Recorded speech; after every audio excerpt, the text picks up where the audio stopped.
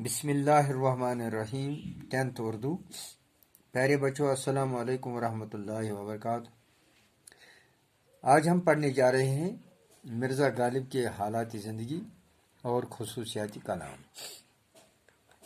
اب ہم نظر ڈالتے ہیں مرزا غالب کے حالات زندگی پر۔ غالب کا اصلی نام اسداللہ بیگ خان تھا اور مرزا نوشہ کے نام سے پکارے جاتے ہیں۔ خان بہادر اور نظام جنگ خطاب تھا۔ والد کا نام مرزا عبیداللہ بیگ تھا۔ غالب 27 دسمبر 1797 عیسوی میں آگرہ میں پیدا ہوئے۔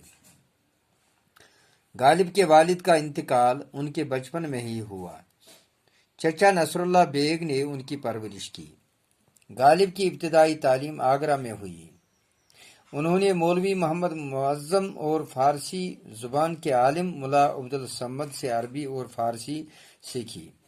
غالب نے صرف 10 سال کی عمر میں ایک فارسی غزل لکھ کر اپنے استاد مولوی محمد معظم کو اصلاح کے لیے پیش کی۔ 1810 عیسوی میں 13 سال کی عمر میں ان کی شادی عمرہ بیگم سے ہوئی۔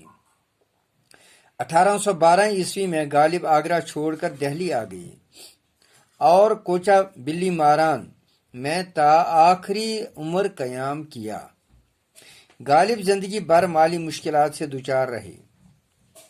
سرکار سے ملنے والی پینشن کبھی ملتی اور کبھی بند ہوتی تھی۔ غالب بڑے خوددار تھے، ملازمت کے لیے کبھی آمادہ نہ ہوتے تھے۔ آخرکار دوستوں کے سمجھانے پر بہادر شاہ ظفر کے دربار میں خاندانی تیموری کی تاریخ لکھنے پر ملازم ہو گئے۔ بہادر شاہ ظفر اس وقت ہندوستان کا بادشاہ تھا، مغل آخری بادشاہ تھا۔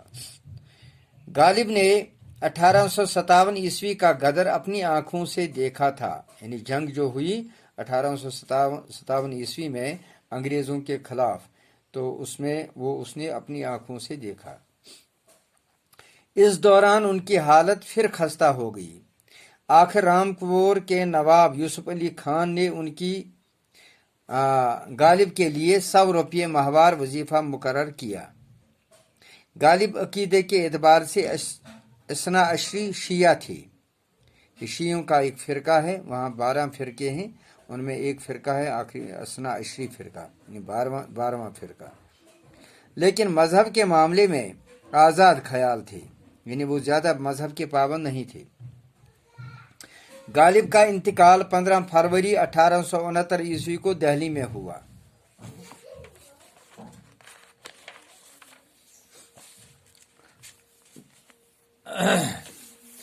غالب کی شاعری کی خصوصیات کلام۔ غالب کی شاعری کی خصوصیات، یا ہم پڑھیں گے خصوصیاتی کلام، اس پر ہم نظر ڈالتے ہیں۔ غالب نے اپنی شاعری کو الگ انداز میں پیش کیا۔ خود غالب اس بارے میں فرماتے ہیں اور بھی دنیا میں سخنور بہت اچھے، کہتے ہیں غالب کا ہے انداز بیان اور۔ غالب کا انداز بیان بھی الگ تھا اور افکار و خیالات بھی الگ تھے۔ غالب کے کلام میں مفکرانہ اور فلسفیانہ سنجیدگی بھی اور روح کو بیدار کرنے والی ظرافت بھی ہے۔ غالب نے حسن و عشق کے بیان میں خودداری اور حقیقت پسندی کا ثبوت دیا ہے۔ وہ نہ تو شیش محل میں بیٹھ کر عشق کرتے اور نہ دوسرے شاعروں کی طرح دنیا سے الگ تھلگ ہو کر فرضی ماتم کرتے۔ اسی لیے فنی و فکری لحاظ سے غالب اردو کے عظیم ترین شاعر مانے جاتے ہیں۔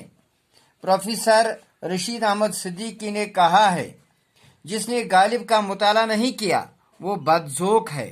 یعنی اس نے پھر کیا کیا؟ جس نے غالب کو نہیں پڑھا اس نے کچھ نہیں پڑھا شاعری کا۔ جب ہم غالب کی شاعری کا جائزہ لیتے ہیں تو اس میں 2 طرح کے اشعار پائے جاتے ہیں۔ اس میں سیدھے سادے اور عام فہم اشعار بھی ہیں اور مفکرانہ اور تہدار اشعار بھی ہیں، جن پر جتنا بھی غور کریں اتنے ہی مختلف پہلو سامنے آتے ہیں۔ بچوں، یہ تھا آپ کے لیے آج کا سبق۔